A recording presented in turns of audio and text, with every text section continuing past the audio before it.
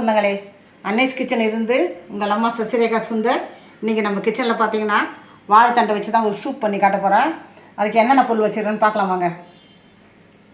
வாழைத்தண்டு பார்த்தீங்கன்னா ஒரு ஜான் அளவுக்கு எடுத்து நான் பொடி பொடியாக நல்லா கட் பண்ணி தண்ணியில் போட்டு வச்சுருக்கேன். அரிசி கழுவின தண்ணி இருந்தாலும் அதில் நம்ம போட்டு வைக்கலாம். ஒரு மீடியம் சைஸ் வெங்காயம் கட் பண்ணி வச்சுருக்கேன். ஒரு சின்ன கேரட் எடுத்து அதையும் நான் பொடியாக கட் பண்ணி வச்சுருக்கேன். ஒரு மீடியம் சைஸ் தக்காளி அதையும் கழுவிட்டு கட் பண்ணி வச்சுருக்கேன். ஒரு 6 பூண்டுகள் அதையும் நான் கட் பண்ணி வச்சுருக்கேன். கொஞ்சமாக கருவேப்பிலை, கொஞ்சமாக கொத்தமல்லி தழை, 1 டேபிள் ஸ்பூன் அளவுக்கு மல்லி, 2 காஞ்ச மிளகா, சோம்பு, ஒரு பட்டை, 2 லவங்கம், 1 டீஸ்பூன் மிளகு, 1 டீஸ்பூன் ஜீரகம், தேவையான அளவுக்கு உப்பு, மஞ்சத்தூள், இந்த வெங்காயம் தக்காளி இதெல்லாம் வதக்கிறதுக்கு நெய் எடுத்து வச்சுருக்கேன். நீங்கள் சன்ஃப்ளவர் ஆயில் இல்லைன்னா வேறு எண்ணெய் எந்த எண்ணெயிலாவது நீங்கள் அதை வதக்கிக்கலாம். இந்த அரிசியும் பருப்பும் பார்த்தீங்கன்னாக்கா ஒரு டீஸ்பூன் எடுத்து ஒரு அரை மணி நேரம் ஊற வச்சுருக்கேன். இதை சேர்க்கும் போது அந்த இது சூப் பார்த்தீங்கன்னா சூப்பராக இருக்கும். அதான் நல்லா திக்னஸ் கொடுக்கும். பார்த்தீங்கன்னாக்கா வாங்க எப்படி செய்யுதுன்னு பார்க்கலாம். ஒரு பாத்திரத்தில் பார்த்தீங்கன்னா 3 டம்ளர் அளவுக்கு தண்ணி எடுத்து வச்சுருக்கேன். இந்த வாழைத்தண்டை அதில் ஆட் பண்ணிக்கலாம்.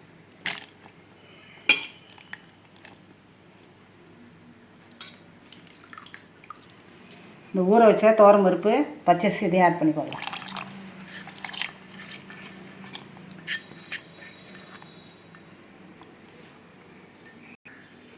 இந்த கொத்தமல்லி தழையை இதில் போட்டுக்கலாம்.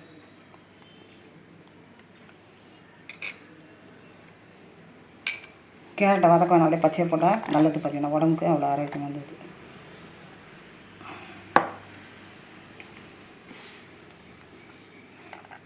தேவையான அளவுக்கு இதில் உப்பு ஆட் பண்ணிக்கணும்.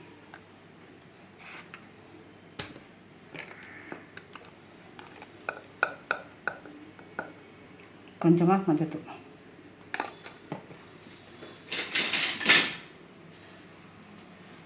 இந்த வெங்காயம் தக்காளி இதெல்லாம் வந்து நம்ம 5 நிமிஷம் ஆகும் கட் பண்ணுறதுக்கு.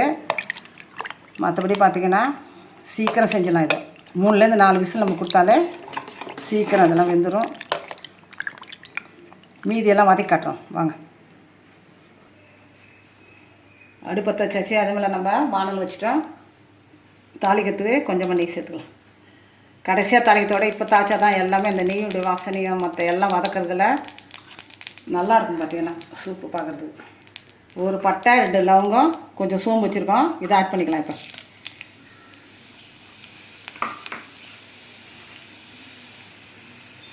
அது பொரியும் போதே பார்த்தீங்கன்னா மிளகு எடுத்து போடலாம்.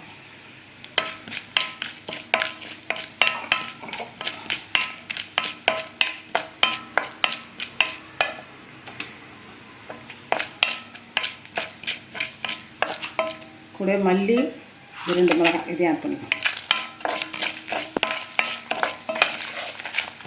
இப்போ நம்ம கருவேப்பிலை போடலாம்.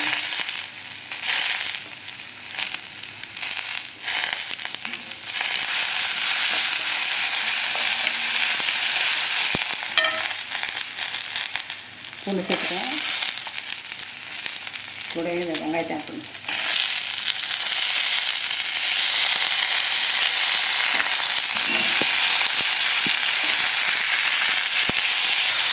இதில் பார்த்தீங்கன்னா தக்காளி ஆட் பண்ணிக்கலாம்.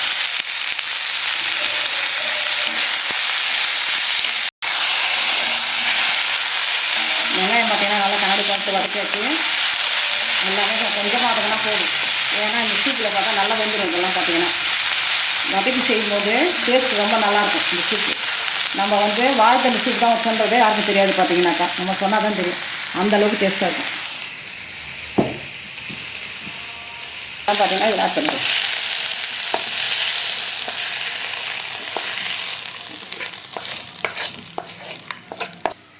நல்லா கலக்கியாச்சு. இப்போ நம்ம மூடி போட்டு 3லேருந்து 4 விசில் வச்சா போதும். எல்லாமே நல்லா வெந்துடும். குக்கர் பார்த்தீங்கன்னாக்கா 4 விசில் அடிச்சுட்டு திறந்து பார்த்துருவோம். சூப்பு பார்த்தீங்கன்னா ரெடி ஆகிடுச்சு. இதை ஒரு பாத்திரத்துக்கு நான் மாற்றி காட்டுறேன். அப்படியே ஃபில்ட்ரு பண்ண வேண்டியதான். ஃபில்ட்ரு பண்ணி நம்ம வேறு விதத்துக்கு மாற்றி காட்டுறேன். நம்ம அன்னைஸ் கிச்சனில் பார்த்தீங்கன்னா இன்றைக்கி வாழைத்தண்டு வச்சு தான் நான் சூப் செஞ்சுருக்கேன். இது ரொம்ப ரொம்ப ஆரோக்கியமானது. கிட்னிலேருந்து கல் இருந்தால் கூட பார்த்தீங்கன்னா கரையக்கூடியது. இந்த வாழைத்தண்டை வந்து நம்ம சூப் வச்சும் சாப்பிட்லாம், கூட்டு, பொரியல், நம்ம சாம்பார் எது வேணால் செஞ்சு சாப்பிட்லாம். வாரத்துக்கு ஒரு நாளாவது நீங்கள் சமையலில் கண்டிப்பாக இதை சேர்த்துக்கணும். சேர்த்துக்கினா தான் நம்ம கிட்னியில் வந்து எந்த பிரச்சனையும் இல்லாத இருக்கும். பார்த்தீங்கன்னாக்கா செஞ்சு பார்த்துட்டு எனக்கு கமெண்ட்ஸில் சொல்லுங்கள். லைக் பண்ணுங்கள், ஷேர் பண்ணுங்கள், கமெண்ட் பண்ணுங்கள். மறக்காமல் என்னுடைய அன்னைஸ் கிச்சனுக்கு சப்ஸ்கிரைப் பண்ணுங்கள். தேங்க்யூ.